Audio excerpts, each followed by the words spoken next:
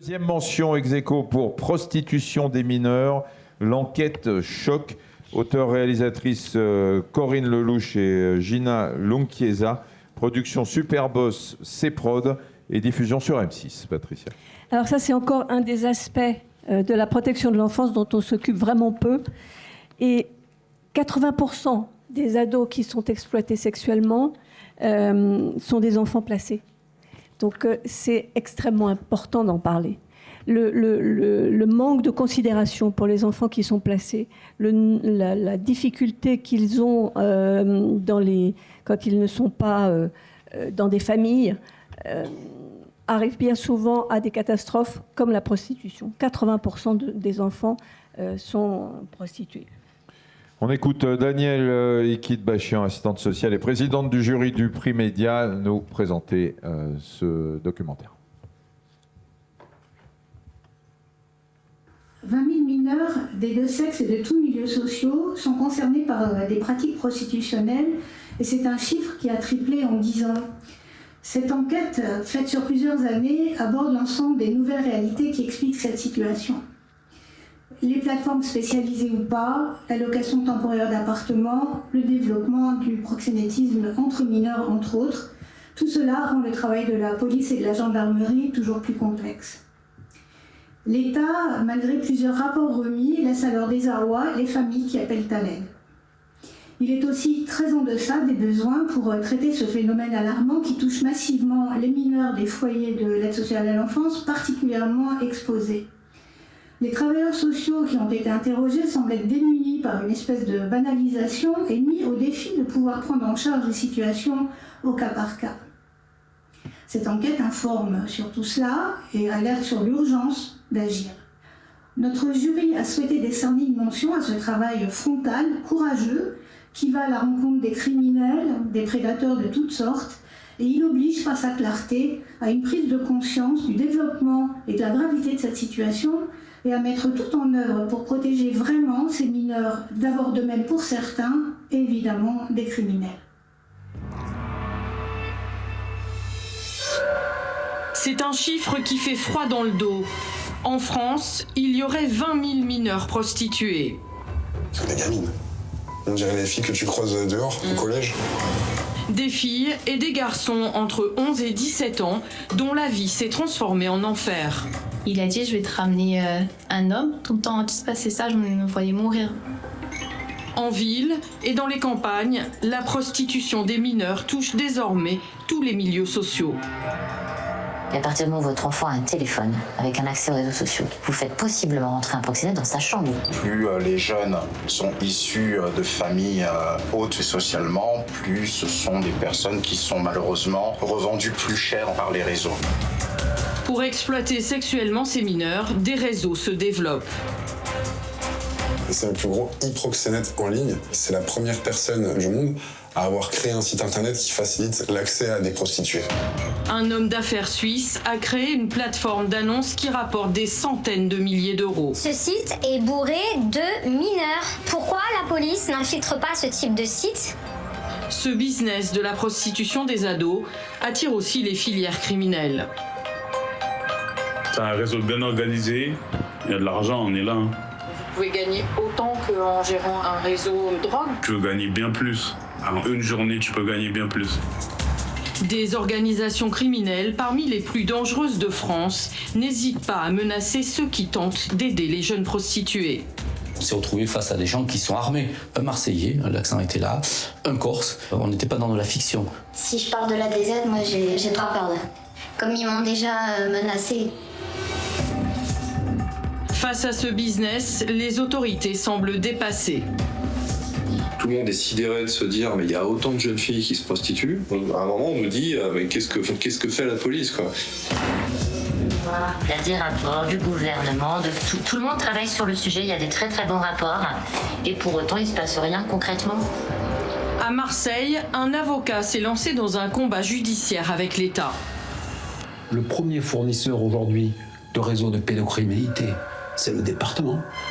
Pour leur sécurité, nous avons modifié tous les prénoms des personnes qui témoignent. Enquête sur le business glaçant de l'exploitation sexuelle des mineurs en France. Je vais demander à Anne-Sophie Kerr, fondatrice, productrice chez Superboss Productions, et Maude Brunel, rédactrice en chef, de bien vouloir nous rejoindre pendant que Bernard commente. Oui, bon là c'est un sujet dont on a déjà parlé un petit peu dans différents endroits, plus classique, dramatique évidemment. Ce que je voudrais dire, c'est que c'est vraiment l'échec total, flagrant de la protection de l'enfance. Moi, je suis administrateur, entre autres choses, de la Fondation Olga Spitzer. Actuellement, pour des raisons de ce type-là, les équipes que j'accompagne hésitent à demander une séparation de l'enfant de sa famille, parce que s'il est placé dans ces conditions-là, il court encore plus de danger que là où il est. Donc tout le monde s'arrête, on est immobilisé, c'est la catastrophe absolue. Absolu. Hein, ne pas passer un enfant qui en a besoin, parce que dans le foyer où on va le mettre, il risque des choses de ce type-là.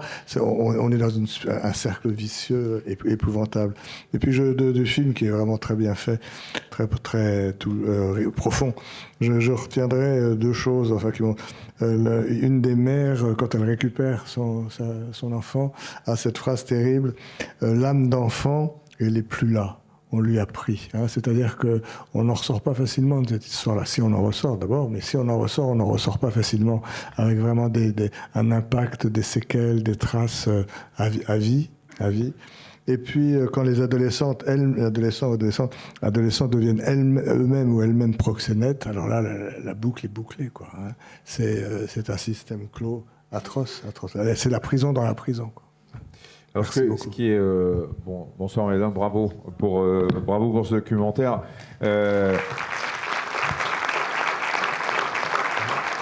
Quand on regarde ne serait-ce que l'extrait, il y a quelque chose, il y a une idée reçue selon laquelle la prostitution en général et chez les mineurs en particulier touche les milieux socio-professionnels défavorisés, dans des quartiers défavorisés, dans des régions de France défavorisées.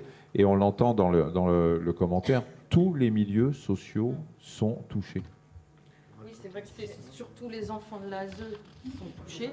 Mais là, la maman qui parle, son mari est médecin, elle est cadre, et sa fille est tombée amoureuse via Snapchat ou je ne sais quoi, elle est tombée amoureuse d'un gars qui l'a entraînée dans le système prostitutionnel. Et il faut savoir que toutes les enfants, enfin toutes les filles, on dit oui, elles se prostituent pour un sac, pour ceci, pour cela. Il faut savoir qu'au départ, il y a un viol à chaque fois. À chaque fois, ce sont des gamines qui se font violer. Les parents vont porter plainte. Donc là, on en revient à Liana. Et ce sont des plaintes qui sont jamais traitées.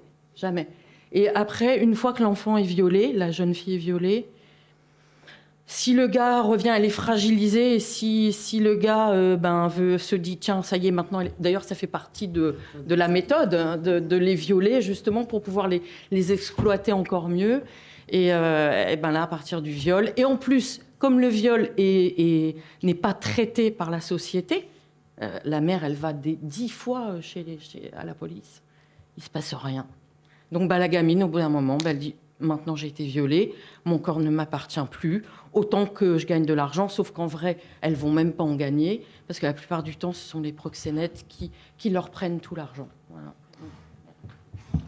Mon corps ne m'appartient plus, c'est une forme de dissociation. Hein, Je voulais juste... j'allais laisser la parole à Corinne, hein, qui a porté le sujet avec force, courage et conviction, aux côtés de Gina et de nombreux autres. Mais je voudrais tout particulièrement remercier M6, ses productions, Maude et Christophe, qui ont eu le courage de mettre à l'antenne un sujet qui n'est jamais traité. Et je voudrais dire aussi que c'est un film d'équipe où tout le monde en a gardé une trace. On n'en sort pas indemne de ce film-là. Et merci pour ce prix. On est très fiers d'être ici, vraiment. Merci beaucoup, beaucoup. Merci à vous. Et je crois que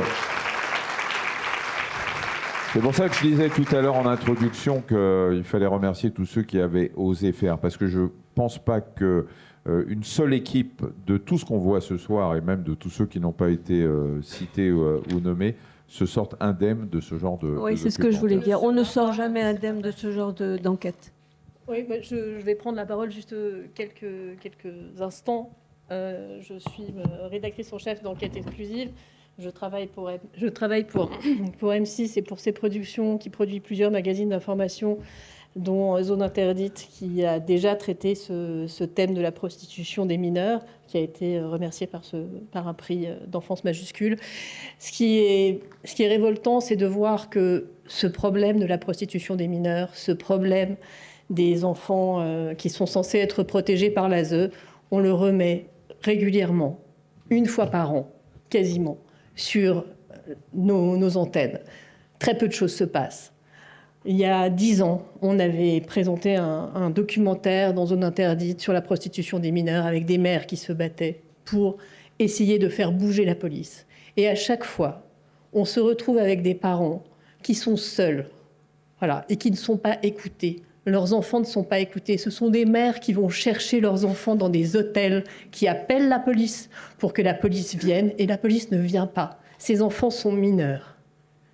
Et ce qu'on voit très bien dans le doc, et ce que vous soulignez, c'est que 80% de ces enfants viennent de l'ASE, mais aujourd'hui 20%, et c'est une part qui va grandissante, sont des enfants qui sont issus de tout milieu, de toutes les régions de France. Il n'y a pas un endroit en France qui est épargné par ce phénomène.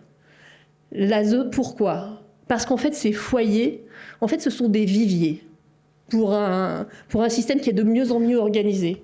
Alors, il y a des réseaux qui sont ceux de la DZ Mafia, il est cité, parce qu'ils appliquent à la prostitution le système qu'ils ont mis pour la distribution de drogue. C'est un système qui est parfaitement huilé. Il y a le viol qui est systématique et qui est comme une initiation qui est filmée. Parce que c'est le côté terrifiant de cette menace. Ces enfants ne peuvent pas parler parce qu'elles sont menacées par le fait que leur viol soit diffusé sur les réseaux sociaux. Et derrière ça, il y a les gagneuses, il y a des termes qui sont des rabatteuses. Ce sont des termes qui sont ceux d'une mafia. Voilà. Et aujourd'hui, il y a une institution qui ne protège pas les enfants, comme elle ne les protège pas quand ils sont à l'école. Et c'est terrifiant. Merci beaucoup. Bravo à toutes les quatre. Merci.